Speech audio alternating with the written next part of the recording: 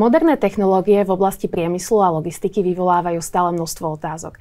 Tie najdôležitejšie dnes v štúdiu zodpovie expert na automatizáciu, pán Peter Mačuš zo spoločnosti Jungheinrich. Dobrý deň. Dobrý deň. Tak začneme možno takou častou otázkou. Či sa majú teda firmy, respektíve ich pracovníci tých moderných technológií, respektíve tej automatizácie obávať? Najčastejšie cítime, alebo v minulosti to bolo najčastejšie, keď tá téma začala byť taká aktuálna 15 rokov dozadu plus minus, ľudia sa obávali straty práce. Že oni ako keby cítili, že tie automatické logistické systémy ich budú nahrádzať a že budú prichádzať o prácu. Tam sme častokrát zažívali také situácie, by som povedal, že a sabotáže, že ako náhle sme nasadzovali prvé technológie, tak tí zamestnanci logistiky robili zariadenia zle. Kazili ich, poškodzovali ich, áno.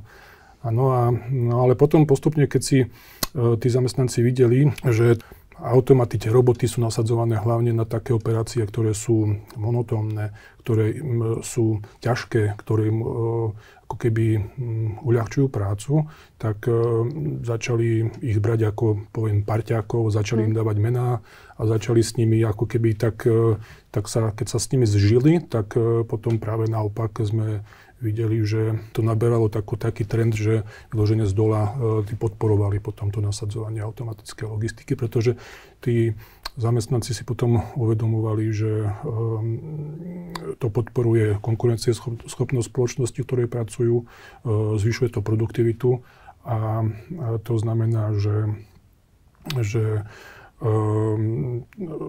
im to zachová prácu. Tak to je dobré, že sme si to takto na úvod vyjasnili, že sa teda nemáme čoho bať, minimálne teda, že sa firmy a ich zamestnanci nemajú čoho bať. Tak teda, aká je situácia v súčasnosti, aké sú trendy vlastne v oblasti vnútornej logistiky, respektíve automatizácie pri firmách? No, za tie roky sa tieto technológie vyvinuli takým spôsobom, že hlavne ten trend umelej inteligencie nám prináša nové možnosti a nové, hlavne širšie aplikačné možnosti, kde už sa nejedná iba o jednoduchú manipuláciu, jednoducho prevážanie materiálu z bodu A do bodu B, ale jedná sa o kolaboráciu medzi robotom a zamestnancom. Bavíme sa o adaptácii na dynamické prostredie vo výrobe. Sú tu trendy ohľadom na flexibilitu, na väčšiu flexibilitu tých zariadení, kde jednoznačne je zaujímavé pre tie firmy možnosti potom, ako flexibilne reagovať na zmeny dopytu, povedzme napríklad. A z toho vyplývajú vysoké nároky na adaptáciu výroby. No a tá automatická logistika je veľmi dôležitá v tejto oblasti. To znamená adaptovať sa, prispôsobovať sa prostrediu, vnímať prostredie, vnímať ľudí a v tej súvislosti sa prispôsobiť aktuálne trasy jazdy, čo najkratšie, čo najoptimálnejšie a podobne.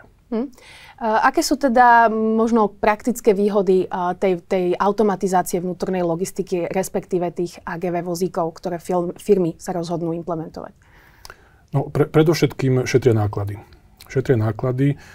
A nahrádzajú ťažkú vnútornú prácu. To je také najpodstatnejšie. Toto šetrenie nákladov vlastne vychádza ideálne pre tie firmy, ktoré majú viacmennú prevádzku. Takže toto je taký hlavný motivátor tých firiem, že jednak dnes je ťažké zohnať pracovnú silu, a je ťažké zohnať pracovnú silu na monotónnu prácu. Dnes každý by robil kreatívnu prácu, každý by sedel najradšej pred mikrofón a točil na YouTube podcasty. Čiže naozaj v tomto smere tie firmy majú k dispozícii dnes už technológie, ktorým uľahčujú vlastne tieto veci. Možno by bolo dobre povedať aj nejaký 1-2 príklady, nejaké úlohy, ktoré sa dajú prostredníctvom vlastne tej automatizácie AGV vozíkov uľahčiť firmám v praxi? Najčastejšie sa jedná o zásobovanie povedzme výrobnej linky materiálom zo skladu. Čiže predstavme si, že máme výrobnú fabriku, tam má nejaký sklad surového materiálu na jednej strane, potom má výrobnú linku, kde pracujú zamestnanci a potom má nejaký výstupný produkt, ktorý vyrába. No a práve dnes samozrejme sa tu už bavíme o automatickej logistike, čiže o tej manipulácii, ale tie roboty všeobecne sú už dlhodobo implementované priamo vo výrobe, čiže tam sú zamestnanci na to už zvyknutí. No ale častokrát, keď je tam pracovná sila na montáži, tak tá hlavná ako keby výzva tej automatickej logistiky je v tom, že priviesť ten materiál zo skladu k pracovníkovi tak, aby nemusel dodatočne s materiálom manipulovať, ale aby mu to, tak povedanie, prišlo priamo pod ruku. Ten materiál, čiže ten robot ten materiál aby vyložil tam, kde to tam, kde to vlastne ten zamestnanec potrebuje z pohľadu ergonomického čo najoptimálnejšie, ale potom, aby s tým mohol pracovať. Ale nejedná sa iba vlastne o tú manipuláciu smerom k zamestnancovi, ale častokrát máme aplikácie, kde manipulujeme materiál do robotických pracovisk. Čiže tam je to už o to zaujímavejšie aj z pohľadu produktivity, že ten materiál sa manipuluje automaticky v logistickom procese, dovezieme ho robotovi na výrobnej linke, kde ten robot si to automaticky prevezme, spracuje ten materiál. Na druhej strane vyjde hotový výrobok a ten hotový výrobok zase zoberie v logistickom procese zase robot, ktorý to vlastne naskladní do výstupného skladu. Čiže dnes už máme aplikácie, kde celý ten priebežný proces výroby je spojený s automatickou výrobou prostredníctvom automatickej logistiky, kde sú už tie procesy plne automatizované. A to sú takisto tie hlavné výzvy na tú automatickú logistiku. Prispôsobiť sa týmto procesom a kombinovať automatické navážanie ľuďom a automatické navážanie takisto aj robotom. Čiže robot tu robot. Takže je to skutočne sofistikované už v dnešnej dobe. Ja možno znova položím takú nepríjemnú otázku, ale že čo bezpečnosť? Ako to nastaviť, aby teda tá práca tých robotov a ľudí neskončila nejakou nehodou? Ak by sa stala nejaká nehoda, niečo vážne, tak jednoducho tí výrobci by stratili dôveru jednak tých zákazníkov, ale aj tých zamestnancov. Čiže ja som nezaregistroval za 15-20 rokov žiadnu závažnú nehodu, ktorá by sa stala vplyvom automatickej logistiky. Sú na to normy, sú na to jasné regulácie, dnes už aj na úrovni Európskej únie, aké bezpečnostné elementy majú tie roboty mať. Treba povedať, že naozaj sa na tom vážne pracuje a myslí sa na to, aby tie roboty boli čo najbezpečnejšie. A my k tomu ešte pridávame ďalšiu úroveň bezpečnosti na úrovni kamerových systémov, umelého videnia a dnes už ide vlastne v rámci tej bezpečnosti to aj do umelej inteligencie, ktorá vlastne pomáha v rámci zberu dát a zberu informácií predikovať možné hrozby a možné ohrozenia v rámci prediktívnej bezpečnosti. No a čo spoľahlivosť? Keď sa zamyslíme, tá bezpečnosť je jedna vec, ale ako znova nastaviť to, aby vlastne bol dovezený trebárs ten materiál alebo tovar, ktorý má byť dovezený? Áno, to je najpodstatnejšia úloha. Nie iba manipulovať materiál z bodu A do bodu B, ale urobiť to čo najoptimálnejším spôsobom a takisto práve včas. A práve to zabezpečujeme nadradenými riadiacimi systémami, ktoré sú prepojené s výrobnými linkami a potom aj so skladmi, ktoré potom adaptívne dokážu riadiť celú tú robotickú flotilu tak, aby to bolo čo najoptimálnejšie, najspoľahlivejšie. Dnes už vlastne po tých rokoch tá technológia sa vyvinula tak, že v princípe sa tu už nebavíme o tom, že je tam nejaká zásadná kazovosť, ale že by sa to kdesi v polceste pokazilo, ale bavíme sa o tom, že v v komplexnom prostredí výroby, aby ten materiál došiel na čas, práve v tú sekundu alebo v nejakom 5-10 sekundovom okne, kedy tá výroba potrebuje, tak, aby zásoba na výrobnej linke bola čo najmenšia. A to je najpodstatnejšie, pretože tým šetríme vlastne miesto na výrobných linkách. Nie sú výrobné linky tzv. Obhádzané materiálom, ako to bolo kedysi. A práve tá manipulácia just in time alebo just in seconds priamo na tú výrobnú linku je vlastne najpodstatnejšia z pohľadu spoľahlivosti. Predpokladám, že ešte nie všetky firmy nabehli na tento vlak, nazvime to takto, automatizácie. Tak ktoré z nich na slovenskom trhu by mali vlastne nad touto automatizáciou vo vnútornej logistike rozmýšľať? Veľmi intenzívne, predpokladám. Najďalej v tomto smere je automotív.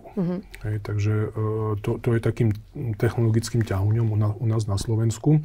Zatým nasledujú vlastne všetci dodávateľia z pohľadu automotívu.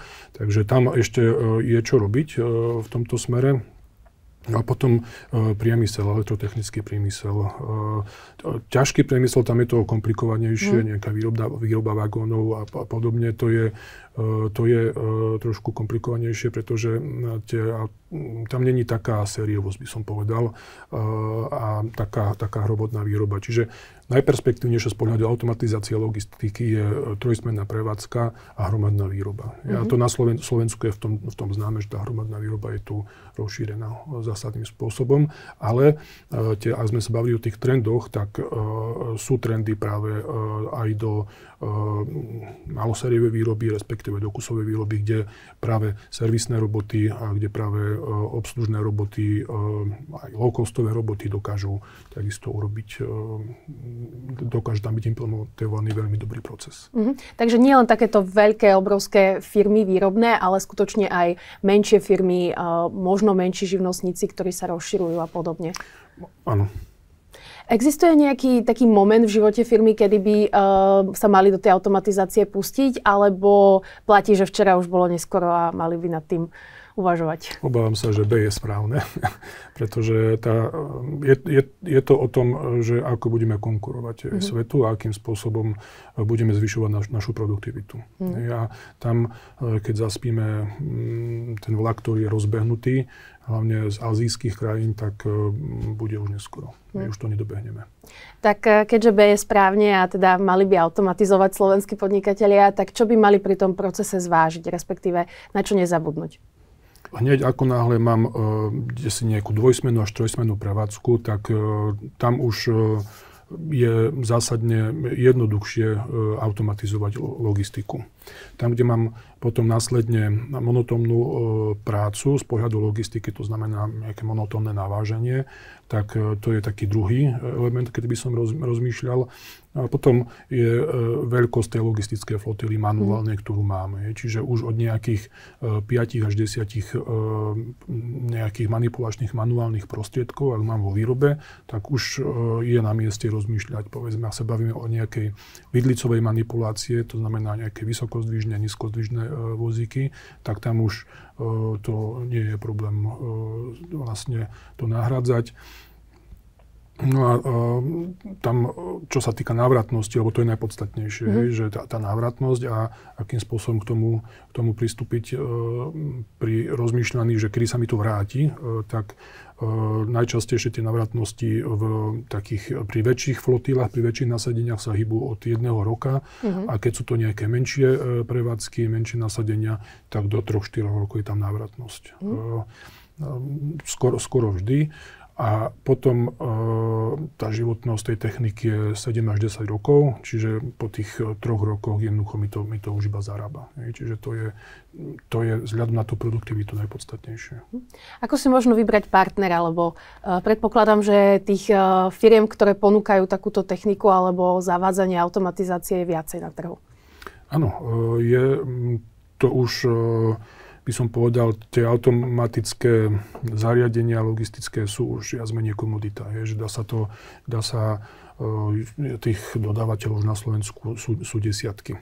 Najpodstatnejšie v tomto smere je starostlivosť z pohľadu servisu, z pohľadu údržby, z pohľadu preventívnej údržby a potom schopnosť flexibilne reagovať na prípadné zmeny vo výrobe. To znamená, jednak pri tej kúpe sa treba orientovať na to, aby tie zariadenia neboli, povedzme to tak, jednoúčelové, ale aby boli univerzálne. A ten nadradený riadiaci systém, aby dokázal veľmi jednoducho aplikovať zmeny a požiadavky vo výrobe. Čiže toto je najpodstatnejšie, čo vidím. A treba povedať, že to základné, je zjednodušene povedané, železo dnes dokáže vyrobiť už každý. Ale potom ten software, ktorý je na tých zariadeniach a tá schopnosť adaptovať sa na to prostredie, kamerové systémy a analýza dát, to je druhá vec. Ale potom najpodstatnejšia je ten fleet management, tá riadiaca vrstva, ktorá riadí tú flotilu a komunikuje s výrobou a so skladom. A toto je najpodstatnejšie. Čiže ak niekto rozmýšľa nad tým, tak mal by rozmýšľať jednak nad tým, aby ten výrobca toto všetko spĺňal a aby to bola stabilná firma, ktorá s ním pôjde vlastne celú tú dobu života tej firmy. Možno ešte na záver by sme mohli zhrnúť teda, čo spoločnosť Jungheinrich pre svojich klientov pripravuje, respektíve čo vás čaká v najbližšom období. Celý ten trend je, ako som to už naznačil, v komplexnosti a v prepojení skladov, v automatizácii skladov, automatizácii logistiky. My sme firma, ktorá ponúka okrem automatických logistických systémov, o ktorých sme sa tu bavili, aj riešenia pre automatické sklady, pre inteligentné automatické sklady a práve tá naša komplexnosť si myslím, že môže byť zaujímavá pre našich zákazníkov. Tak držíme palce, teda nech na Slovensku nech ten vlak, ktorý sme spomínali, nezaspíme a nech naň skutočne úspešne s ostatnými firmami naskočíme a teda aj s vašimi klientmi. A ďakujem ešte raz, že ste si na nás našli čas. Ďakujem veľmi pekne. Dovidenia. Dovidenia.